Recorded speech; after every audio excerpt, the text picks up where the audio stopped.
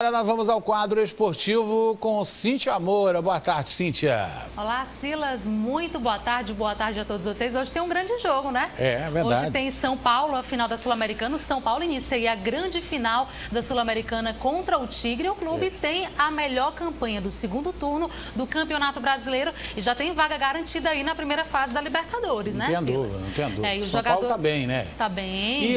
E tem uma grande vantagem. A torcida do Tigre é do tamanho da do Fluminense. Pequenininha, nem assusta, viu? Lá a Bombonera hoje vai estar vazia.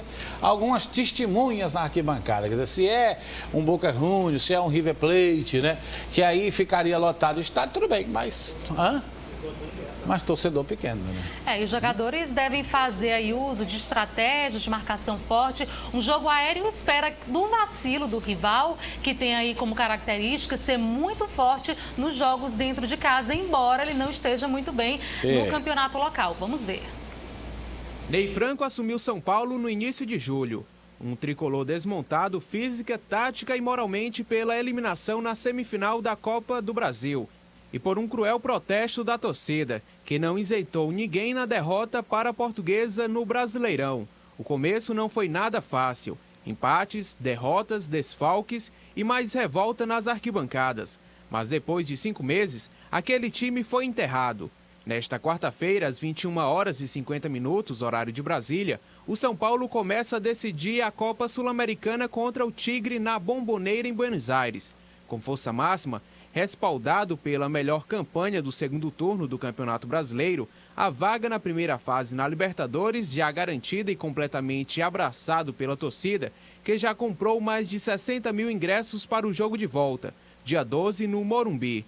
Mas Ney Franco foi bastante cauteloso ao falar sobre o primeiro duelo de hoje. Olha, eu acho que em relação à La Bombonera, independente do local do jogo, aqui é o mando de campo do Tigre e a gente tem que vir, né, para esse jogo com a mesma postura que a gente jogou toda a Copa Sul-Americana. Desde o início da Copa Sul-Americana, desde o primeiro confronto com o Bahia, todas as informações que eu passei para vocês, que a gente ia para os jogos fora de casa com o objetivo de fazer gols, de preferência ter a vitória, né? E a gente vem com esse pensamento também, tentar fazer o gol. Agora, a rivalidade de Brasil e Argentina, ela é hoje uma rivalidade sadia, com duas equipes, com dois países que são os maiores fornecedores de jogadores para o mercado, né, mundial, né? Onde se trabalha melhor o jogador tecnicamente são os jogadores brasileiros e os jogadores argentinos, né?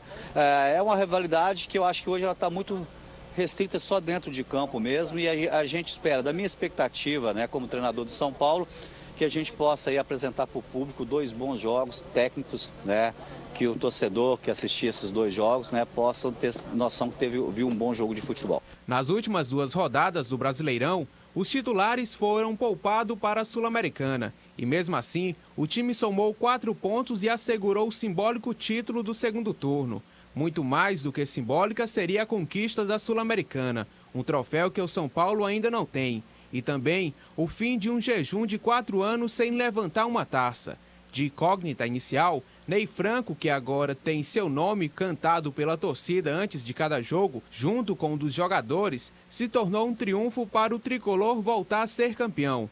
Do outro lado, o time argentino disputa o jogo mais importante dos 110 anos de história. Afinal, será a primeira final internacional do Matador de Vitória, apelido dado a um time que é muito forte atuando dentro de sua casa e que não terá essa vantagem na decisão. Por isso, a estratégia será mesmo usada com sucesso diante do Milionários na fase semifinal. Marcação forte, muito jogo aéreo e espera por um vacilo rival para fazer história. E tem, sim, um campo muito modesto, portanto que dentro das normas da Confederação Sul-Americana não pode ter esse jogo de final, um dos jogos de final de Sul-Americana. Por isso, como disse na narrativa, ele é um time muito bravo dentro do seu campo, que é um campo de dimensões menores, um campo pequeno, ele é um time mediano na Argentina. Ele não terá dificuldades na La Bombonera, apesar de La Bombonera ser meio apertado. Como a gente estava falando até agora há pouco, antes dessa matéria, nesse torneio Apertura, que é um campeonato local, ele está indo muito mal. Em 17 jogos ele teve apenas uma vitória. É verdade. Então tem essa questão aí, essas controvérsias aí, quem é que vai ser o favorito, está meio difícil a gente saber. Mas Brasil e Argentina, os caras podem estar só as camisas, eles se agigantam, viu? Agora a gente vai falar de Palmeiras, que está passando por uma fase muito difícil, ainda sentindo aí o peso do rebaixamento, mas mesmo assim, Arnaldo Tironi, o presidente do clube, pensa ainda em se reeleger. Ele admitiu erros no trabalho, no início do seu trabalho, mas mesmo assim ele está com essa esperança de uma nova reeleição. E houve muitos problemas aí no começo de sua gestão, ele teve dificuldades para achar uma solução para eles. Vamos ver. O presidente Arnaldo Tironi, do Palmeiras, ainda não anunciou oficialmente se concorrerá à reeleição, mas dá indícios de que será um dos candidatos no pleito do dia 21 de janeiro. Apesar do rebaixamento à Série B do Brasileiro, o presidente não cansa de ressaltar que foi campeão da Copa do Brasil em sua gestão. Ele se diz mais maduro por tudo o que enfrentou e, ainda no cargo, busca 3 reforços de peso para o ano que vem. No momento, a busca por um goleiro se tornou prioridade. Fernando Praz, do Vasco, Dida, da Portuguesa e Fábio do Cruzeiro estão na mira do Verdão. Um lateral esquerdo, um meia e um segundo atacante também são posições consideradas carentes. E a diretoria analisa o mercado em busca de contratações pontuais, que não sejam apostas. Segundo Tironi, o Palmeiras não tem mais o direito de errar. 9 jogadores foram dispensados neste ano. Os candidatos para a eleição só devem ser definidos no início de janeiro. E Tironi busca apoio entre os conselheiros alviverdes para poder concorrer com chances de ser reeleito. O Palmeiras tem um jogo de vaidade, uma disputa política interna terrível.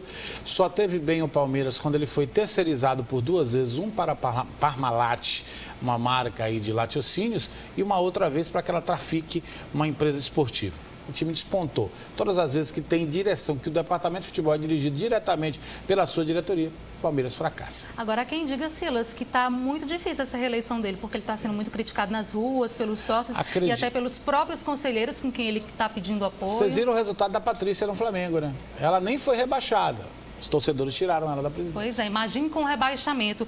E assim, só para você ter ideia, ele anunciou a dispensa de 5 jogadores, ele mandou mais 4 atletas embora, então tem muita gente ainda revoltada com essa situação. Tá bom, nosso tempo estourou. Cíntia, obrigado pela sua participação. Nós vamos